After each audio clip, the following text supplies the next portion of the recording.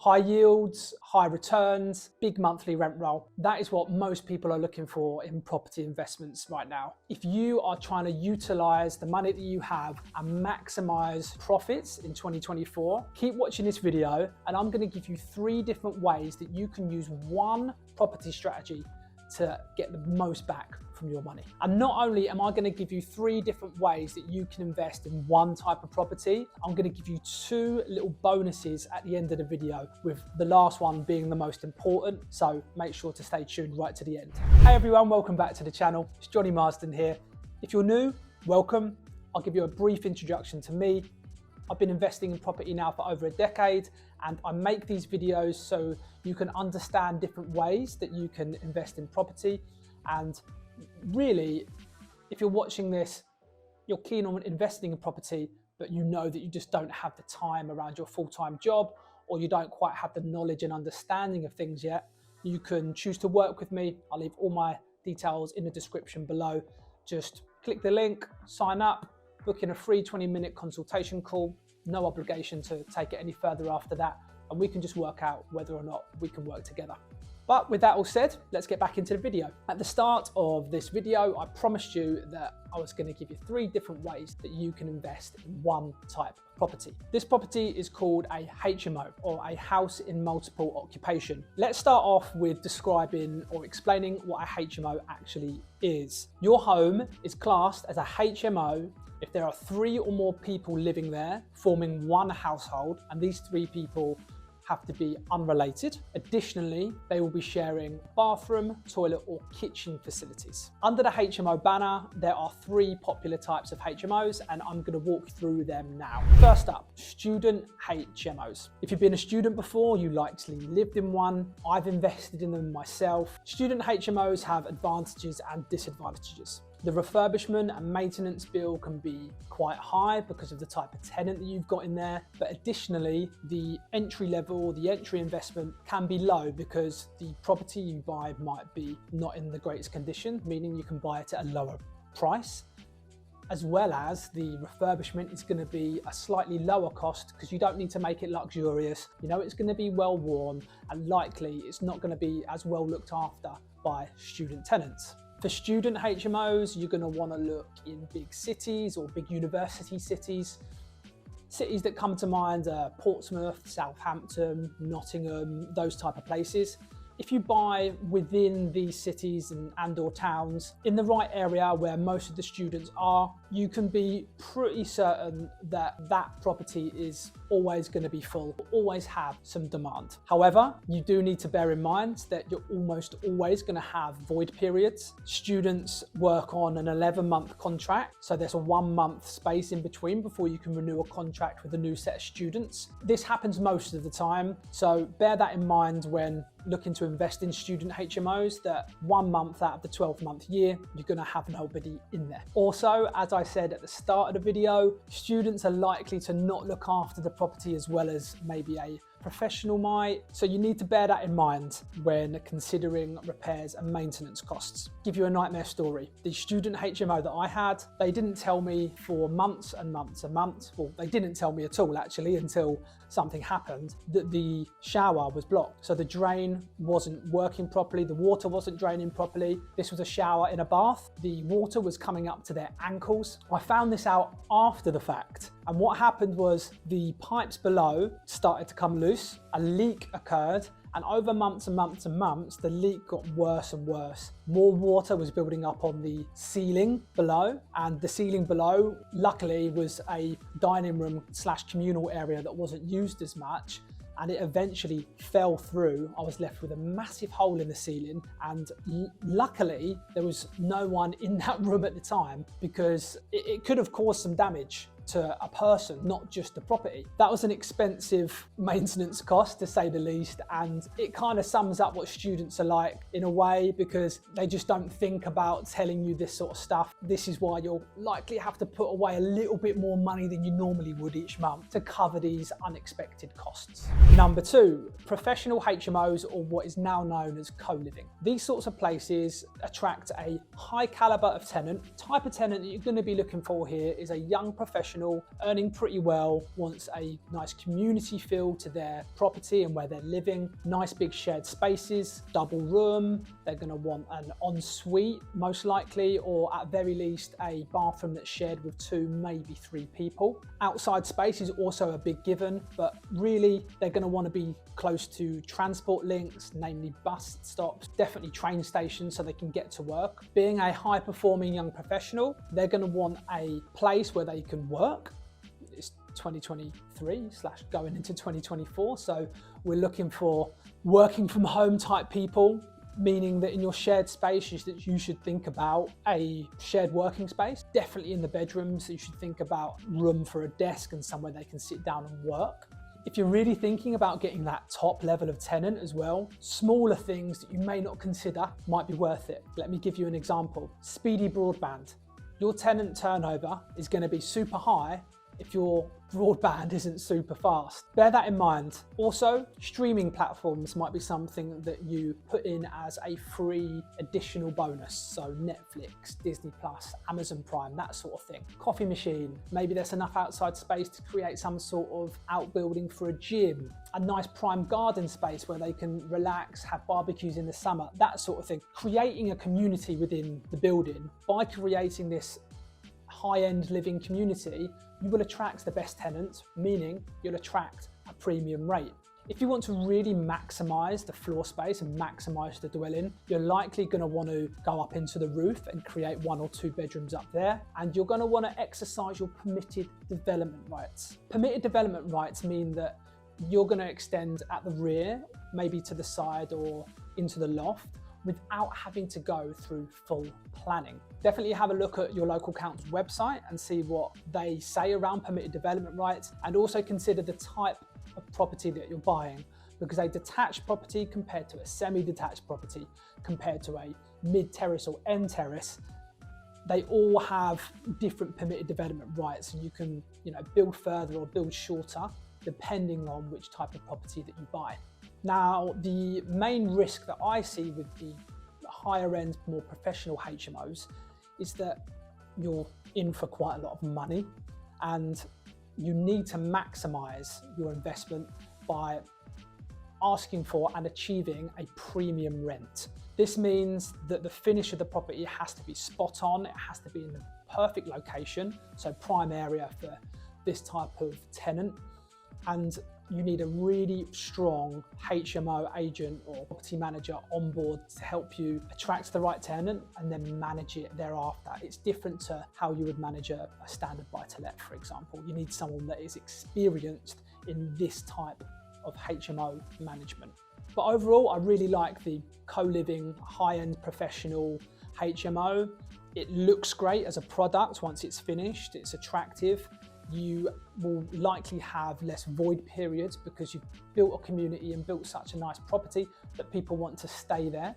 And even if they do leave, they're likely to recommend their friends, or it's easier to replace them because the property is so sought after.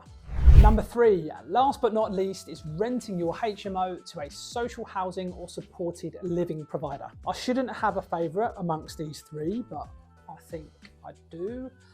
Not giving any clues away, but a HMO to social housing for me is one of the best strategies out there right now. And I'm going to walk you through exactly why. Firstly, and most importantly, you're able to give back. You'll be renting your property out to a social housing or supported living provider that have vulnerable tenants that are in need of housing. We're currently in a crisis really at the moment in the country where there is not enough housing stock to help house the amount of vulnerable people that need the housing. You're able, as a HMO landlord or someone that is considering purchasing a HMO, you're able to get in touch with these providers and house their vulnerable tenants.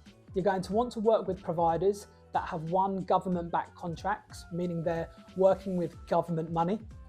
They will offer you a lease, 3, maybe 5 years, some do longer, some do shorter, but the lease is for a long period of time, meaning you're not signing an AST, meaning there aren't as many regular renewals for an AST, and you're able to rent or lease to one company for a long period of time. Also look in their lease contract for whether or not voids and maintenance are covered. I work with social housing providers that cover these voids and maintenance as well as repairs, basically meaning that if anything goes wrong in the property, you're not the one that has to deal with it. They will cover your expenses on that side. The rent they pay can quite often meet private market rental rates, or they will do a local housing authority rate plus a bit of a top up. LHA or local housing authority rate is what your local council will pay if you were going to rent your property directly to them. There are links. I'll put some links below where you can access what your local housing authority or LHA rate is. Now, to put this into perspective, say you have a HMO that rents out for a combined £1,000 a month. From this £1,000 a month, if you're a good landlord, you'll have to put away 10% for voids and maintenance, and you'll likely pay 12.5% to maybe 15% for a good, competent HMO property manager. At a maximum, you're going to be losing 25% of your rental each month to these management fees and also to repairs and maintenance costs. Your £1,000 is now worth 750 quid. Now look at social housing providers or supported living providers that you can rent to. They will sign 3-year leases or 4 or 5-year leases, meaning firstly that your renewal costs are going to come around less frequently. Some providers don't even put a renewal cost in there. Secondly, your voids and maintenance are covered, so you're not going to have to put money aside for that sort of thing. You won't have to put aside 10% per month for this. And thirdly, there are no letting agent costs. There are no management fees because the provider act as your management company. They'll look after everything. They're kind of like your maintenance person as well as your letting agent. They look after it all for you, and it's really, really passive income. Since I've invested in one of these, I have honestly not even lifted a finger. If I've wanted to know what's happening, I'm allowed to approach and find out what's going on. But otherwise, I don't really hear anything at all. And as someone that's looking for low management, passive income, it's perfect for me. Let's say, for argument's sake, to get all of this from your social housing provider, they're going to pay you 25% less than you would normally get on private market rental. So £1,000 is the private market rental in this example. They'll pay you 25% less than that, meaning 750 quid. I know which one that I would prefer. There's one with a lot of management and a lot of time that I have to put in, and there's one that doesn't have that and is very passive. Now, honestly, I genuinely don't want to have a preference here. I've invested in student HMOs before. I've invested in social housing HMOs. I'm yet to invest in a really high-end co-living HMO, but working really hard towards that right now with a few of my investment and joint venture partners. If you are interested in getting involved in any of these sorts of deals and developments, I'll leave my details below. You can get in touch and we can see if we can work together and choose which kind of property or which kind of HMO strategy is going to be best for you. Now, don't think I forgot about giving you your 2 pieces of bonus information. These are vital when you're looking to purchase a HMO, and the first one is Article 4. If you have been looking into HMOs for a while, then Article 4 is something that you have almost definitely come across. In short, Article 4 removes your permitted development right to change a C3 dwelling house into a C4 HMO. C3 and C4 are use classes and help us define different types of dwellings within the UK. Your local council would have applied Article 4, maybe in a certain area, or it could be citywide. Southampton and Portsmouth, for example, have deployed Article 4 citywide.